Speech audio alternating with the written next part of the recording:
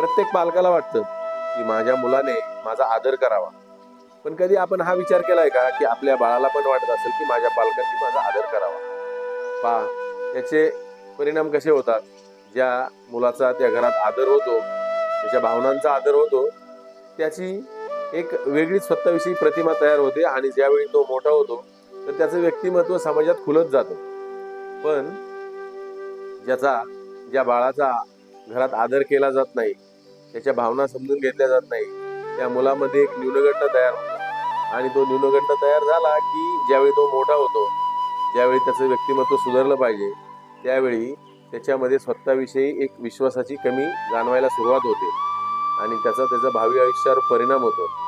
थोडक्यात सांगायचं झालं तर पहा, ज्या ठिकाणी आपला आदर केला जातो त्या ठिकाणी आपल्याला राहावंसं वाटतं आणि ज्या ठिकाणी आपला आदर होत नाही त्या ठिकाणाहून आपल्याला दूर जावं वाटतं.